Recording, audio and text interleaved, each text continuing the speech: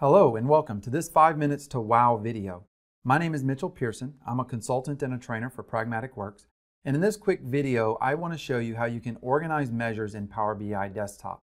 Unlike SSAS Tabular or SSAS Multidimensional, we don't have folders available for us that allow us to quickly organize those different measures.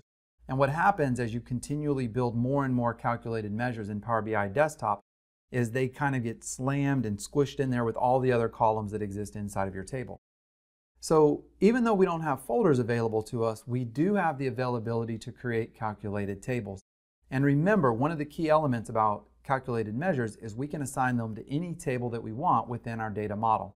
So that's typically how I address this problem, is I create some extra calculated tables within my model, and then I organize my measures by assigning them to those tables. So I'm going to walk you through here real quick how we can address that issue in Power BI Desktop. Alright, so I have a basic Power BI Desktop model here, and what I want to do is, if I look into my cell table and we scroll down a little bit, you'll see that down here I have one measure that's kind of stuck in the middle of all these other columns here. And I want to organize all the measures that I create so that whenever I need to look for a measure, I can just go to kind of a folder structure system here that actually has those measures defined for me. So on my Modeling tab, I can go over here and click on New Table.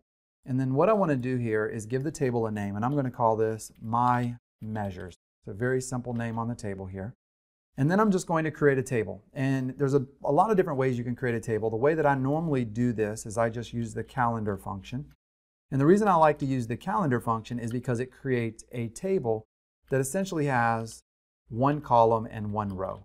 So I'm going to give it a start date of 1/1/2000. I'll give it an end date of 1/1/2000, and then close that out, and then hit enter. And so now I've created a table inside of my data model, and this table here simply has, let's go ahead and click on it, simply has one column with one row.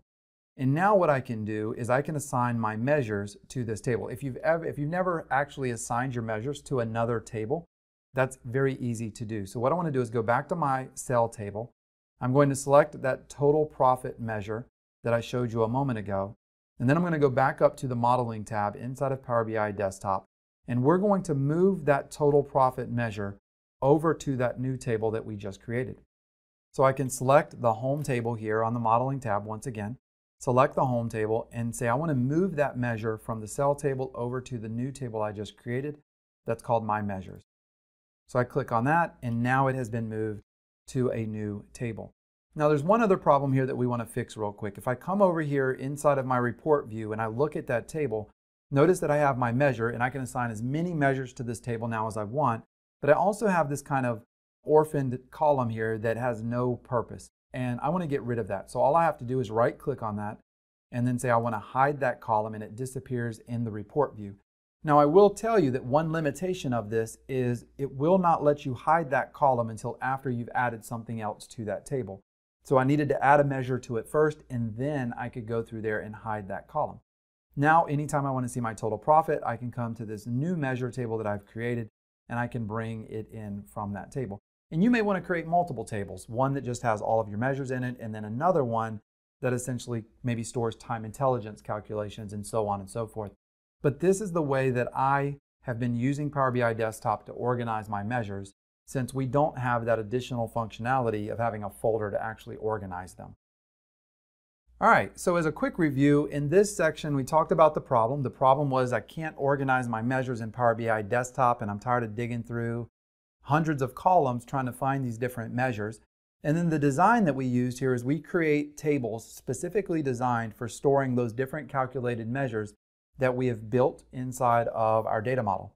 And then the solution was to take our calculated measures and then add them to those new tables that we created so that we could organize them. If you're interested in more Power BI training, you can save 10% on any training pack that we offer by using Power BI Wow. And you can go to pragmaticworks.com and check out our on-demand training there. Thank you.